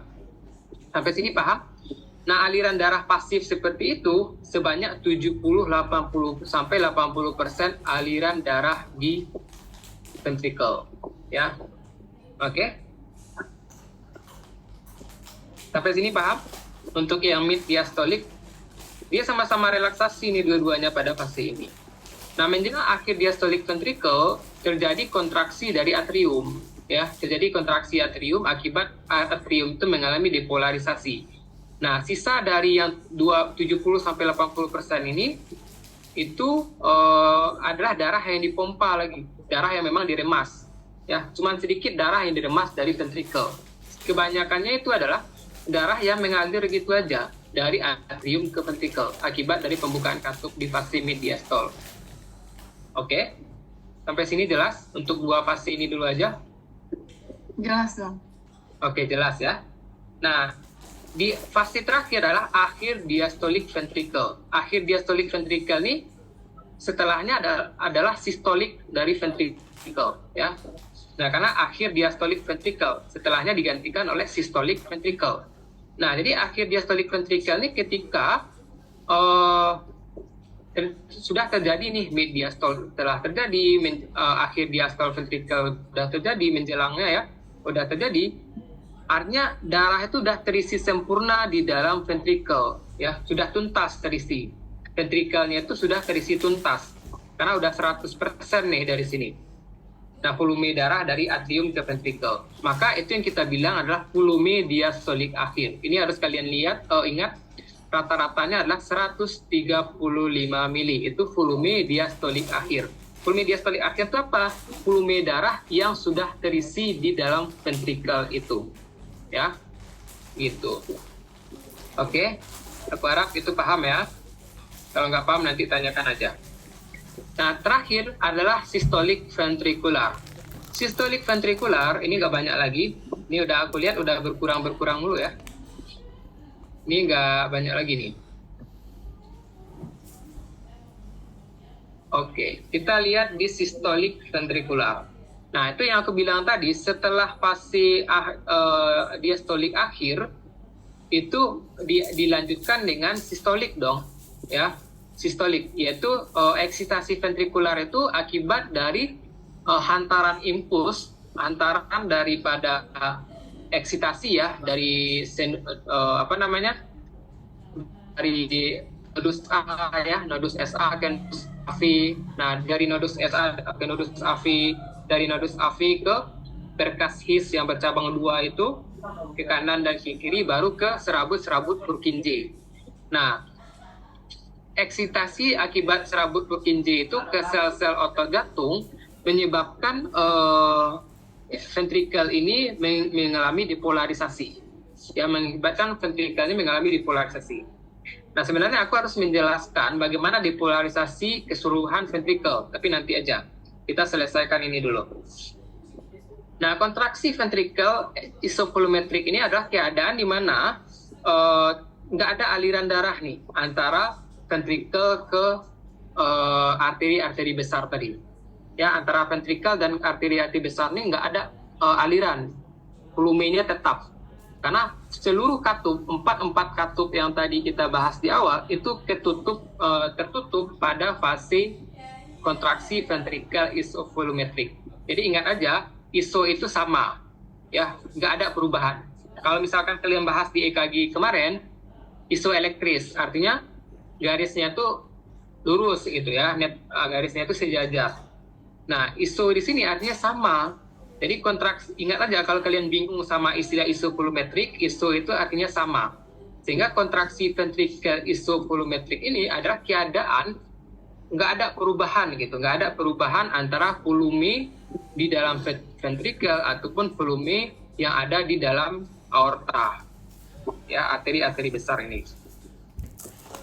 Oke, itu yang disebut dengan kontraksi ventricle isovolumetrik. Tidak ada darah yang keluar ataupun masuk dari ventricle ataupun sebaliknya. Nah, ejeksi ventricle ini ketika ventricle itu berkontraksi, ya. Ketika ventricle itu berkontraksi, maka ventricle itu akan memompa darah ke aorta ya. Kenapa katup semilunar ini kebuka? Karena tekanan di ventricle itu lebih tinggi daripada tekanan di arteri-arteri besar ini. Perlu aku tekankan, yang aku maksud dengan arteri-arteri besar itu yang aorta sama arteri pulmonal tadi ya, itu yang aku sebut sebagai arteri besar. Nah, jadi tekanan ventricle itu lebih tinggi dibandingkan tekanan di arteri-arteri besar ini. Sehingga tekanan yang besar itu yang membuka katup itu. Ya, membuka katup itu sehingga darah dapat dipompakan dari ventricle ke arteri besar ini. ketika darah udah masuk ke arteri besar ini, otomatis tekanan di arteri besar ini pula yang lebih tinggi dibandingkan yang ventrikel, karena darahnya udah ngalir ke arteri ini. Paham? Untuk penjelasannya itu paham? Paham, Bang. Oke. Nah, jadi makanya katup itu tertutup sehingga nggak terjadi nih aliran balik darah itu dari arteri besar nih ke ventrikel lagi, nggak akan terjadi. Kenapa? Karena katupnya udah ketutup, gitu ya. Nah, gitu. Nah, makanya tertutupnya katup semulunar ini timbul pula bunyi jantung. Nanti kita lihat. Jadi penutupan katup itu akan menimbulkan bunyi jantung. Tapi kalau kalian kaji lebih dalam secara penjelasan lebih detail, sebenarnya bukan akibat katupnya itu menutup yang menyebabkan bunyi jantung, tapi secara gampangnya dijelaskan seperti itu. Ya, makanya aku jelaskan ke kalian seperti itu. Ya, nah jadi tekanan. Tapi kalau misalkan jantung itu memompa darah keluar, nggak sepenuhnya habis gitu ya, nggak sepenuhnya ventrikel ini kosong oleh darah. Masih ada sisa, ya masih ada sisa yang kita sebut sebagai volume sistolik akhir. Ya, volume sistolik akhir itu rata-ratanya adalah 65 mili. Ya, jadi akhir sistolik ventrikel ini ketika ventrikel itu udah mompa darah keluar, sehingga tapi nggak sepenuhnya darah itu habis di ventrikel, makanya masih ada yang tersisa yang disebut dengan volume sistolik akhir, dengan nilainya itu adalah sebanyak 65 mili. Artinya masih ada nih tersisa 65 mili di dalam ventrikel. Sampai sini paham? Atau ada yang bingung? Paham, Bang. Oke, aku harap yang lain juga paham ya, bukan yang bilang paham ini aja. Baik, Bang. Oke, jadi stroke volume ini adalah volume sekuncup ya. Volume sekuncup itu adalah banyaknya darah yang dipompa keluar. Jadi stroke volume itu adalah banyaknya darah yang dipompa keluar jantung satu kali pompaan. Dari mana kita dapat? Dari volume diastolik akhir. Apa itu volume diastolik akhir tadi? Volume darah yang terisi ketika ventrikel itu sudah terisi penuh, ya. Nah, dikurangi dengan volume darah yang tersisa di ventrikel setelah pemompaan atau volume sistolik akhir, yaitu 65. 135 dikurang 65 adalah 70 ml. Jadi darah yang dipompa satu kali pompaan oleh jantung itu pada masing-masing ventrikelnya adalah 70 ml. Itu yang kita sebut sebagai stroke volume. Nah, pemahaman kalian tentang stroke volume ini jangan dilupakan. Nanti kalian praktikum tentang tekanan darah akan aku temukan lagi stroke volume ini. Oke? Karena terkait dengan tekanan darah nih, stroke volume. Oke, jadi pemahaman kalian sekarang mengenai stroke volume jangan dilupakan. Nanti aku tanya lagi kalau kita bertemu di praktikum tekanan darah. Oke? Nah, di sini ini nggak usah aku jelaskan lagi ya. Isovolumetric itu keadaan katupnya semuanya ketutup seperti ini, ya. Jadi isovolumetric ventricular contraction itu adalah keadaan di mana semua katup ini ketutup sehingga nggak ada aliran darah masuk ke ventrikel ataupun keluar ke ventrikel. Jelas? Nah, beda dengan ventricular ejection. Ventricular ejeksi ventrikular atau istilahnya gampangnya kontraksi dari ventrikel ini atau keadaan di mana jantung ini meremas darah, itu artinya katup semulunarnya kebuka dan darah itu keluar ke arteri-arteri besar yang aku sebutkan tadi. Oke, sampai sini jelas? Oke. Ini udah lama ya? Sorry, aku kalau bimbingan memang sedikit lama. Sampai udah berkurang, tinggal 27 orang di sini. Oke, diastole ventrikular. Nah, diastole ventrikular ini adalah fase setelah sistolik dari ventrikular ya. Artinya siklusnya terulang lagi. Ya, siklusnya terulang lagi yaitu repolarisasi ventrikel. Ya. Jadi ini nggak usah aku jelaskan. Kalian baca-baca aja ya, karena siklusnya terulang kembali, itulah istilahnya. Jadi dari diastole ventrikular ke sistolik ventrikular ke diastole ventrikular lagi. Kan siklusnya cuma 2. Oke, nanti aku bagikan PPT aja. satu orang perwakilan dari setiap kelas ya. Kalau misalkan kakak PJ-nya nggak kasih PPT, nanti aku kasih. Oh gimana ya? Boleh nggak ya? Ya nanti kalau kalian tanya aja ke PJ kalian masing-masing ya, apakah boleh? Kalau boleh sama PJ kalian nanti dikasih. Kalau nggak ya mau gimana ya? Nah ini nanti kalian screenshot aja. Ini aku capek jelaskan yang ini ya. Karena istilahnya siklusnya terulang lagi gitu. Atau aku jelaskan aja. Menurut kalian gimana? Aku jelaskan aja atau nggak usah? Satu orang perwakilan deh. Satu orang perwakilan dari 27 orang. Menurut kalian gimana? Aku jelaskan atau tidak? Boleh Bang, dijelaskan aja. Oke, menurut Rifki tadi dijelaskan aja ya. Oke, diastolik ventrikular. Jadi diastolik ventrikular itu sebenarnya aku harus menampakkan grafik. Ini ada grafik ini nggak ya?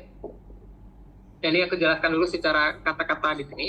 Repolarisasi ventricle, diastolik ventrikular itu ada dua fase, yaitu repolarisasi ventricle, yaitu fase di mana ventricle itu kembali relaksasi, ya kembali relaksasi pasca kontraksinya. Jadi kan siklus otot itu cuma dua, kontraksi dan relaksasi. Setelah kontraksi ya otot itu relaksasi lagi. Nah gitu seterusnya siklusnya. Nah jadi tekanan setelah jantung itu kontraksi, dia mengalami relaksasi melalui proses repolarisasi ventricle ini, gitu ya. Nah tekanan ventricle turun, akibatnya katup aorta dan pulmonal itu tertutup. Kenapa? Turun ke bawah ya. Katup aorta dan pulmonalnya ini akan tertutup karena tekanan di arteri-arteri besar itu lebih tinggi dibandingkan tekanan di ventricle ya. Yang ini jelas. Kenapa katup semilunar itu tadi tertutup? Karena setelah ejeksi dari ventrikular, setelah ventrikel itu kontraksi, aliran darah kan udah dialirkan ke arteri-arteri besar ini kan, otomatis tekanan di ventrikel udah lebih rendah lagi dibandingkan tekanan di arteri-arteri besar ini, gitu. Makanya katupnya tertutup, jadi kedorong ke bawah. Secara logika dia tertampung di bagian cekungan katup semilunar itu, kayak gitu. Nah, penutupan katup aorta menyebabkan takik dikrotik. Nanti aku jelaskan apa itu takik dikrotik. Oke, untuk yang pertama ini jelas? Jelas. Oke. Oh, bentar lu. Aku menjelaskannya terlalu cepat kali atau gimana? Atau terlalu lambat kali? Cukup Bang, udah jelas. Oke, udah pas ya? Ya. Oke, yang kedua adalah relaksasi ventricle isovolumetrik. Itu keadaan di mana ya itu sama, katupnya sama-sama ketutup semua, katup AV, katup aorta, semuanya ketutup, ya. Nah, fase ini terjadi sehingga tidak ada aliran darah ke ventricle ataupun keluar ventricle, ya sama, ya fase jeda. Nah, jadi aku sebenarnya ingin menjelaskan lebih dalam, tapi ini kita durasinya udah terlalu lama nih ya. Aku ingin menjelaskan juga mengenai mekanisme listrik jantung. Bagaimana mekanisme aliran listrik jantung sehingga dia bisa berkontraksi kayak gini. Tapi nggak usah aja ya, karena udah terlalu lama kali. Nanti kalau lain kesempatan kalian penasaran bisa kontak aku ya. Kontak aku ada di anak-anak D4, nanti minta aja. Atau bisa follow IG aku dulu ya, yang belum follow. Ini aku share di... Oke, itu PPT terakhir berarti. Nih. Nanti di follow ya. Disease Rian. Oke, sorry, salah. Disease.Rian. Oke, ini dia. Nanti tinggal di follow aja. Oke, itu berarti PPT terakhir, tapi belum aku jelaskan. Kita balik lagi dulu. Nah, ini PPT terakhirnya. Nah, ini yang aku bilang grafik-grafik yang aku ingin jelaskan tadi ya. Tapi nggak ada lagi kesempatan ini menjelaskan tentang isovolumetrik ini. Ya, sebenarnya masih panjang nih harus aku jelaskan dari grafik ini, Pak. Dari grafik ini aja banyak yang ingin aku jelaskan nih. Tapi karena kalian kayaknya udah mulai jenuh nih karena udah mulai berkurang, makanya aku skip aja yang ini ya. Kalau nanti penasaran sama penjelasan grafik ini, ya seperti itu, kontak aja ya. Karena aku lihat kalian udah mulai jenuh karena udah terlalu lama ya. Ya, kalau pembimbingan sama aku memang lama. Jadi sebenarnya dari grafik ini aja, aku banyak nih yang ingin aku jelaskan dari grafik ini. Seperti apa namanya, yang ini tadi. Nah, takik dikrotik ini sebenarnya bisa aku jelaskan dari grafik ini nih.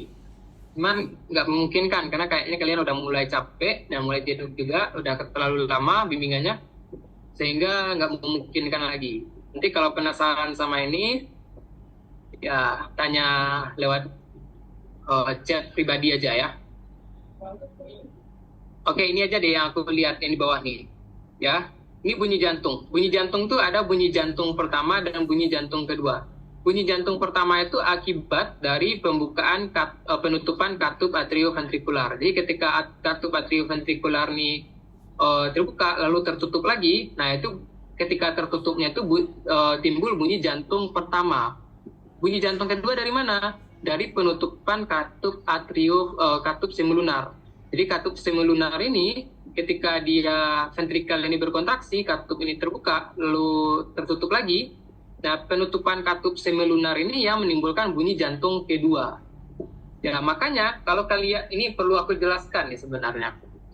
Aku harap kalian jangan jenuh dulu ya. Ini penting nih soalnya.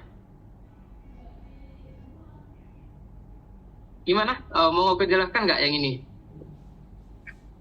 Terkait dengan bunyi jantung nanti. Aku takutnya kalian udah mulai jenuh nih. Dan nggak fokus lagi. Gimana? Udahan aja atau kita lanjut dulu sedikit?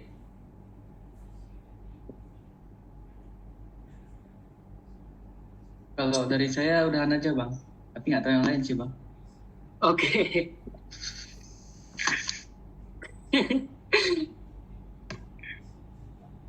Gimana yang lain? Dari perwakilan kelas lain mungkin? Kalau dari D4 anak aku tuh Habibi, dia bilang udahan aja. Yang lain dari D1, C4, D5. Kalau untuk kebutuhan praktikum masih perlu nggak, Bang? Perlu deh, karena nanti kalian susah membedakan bunyi jantung pertama dan bunyi jantung kedua. Karena kedengarannya mirip nanti di stetoskop malah.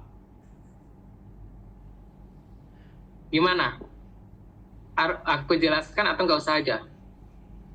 Karena kalian udah mulai jenuh nih kayaknya nih.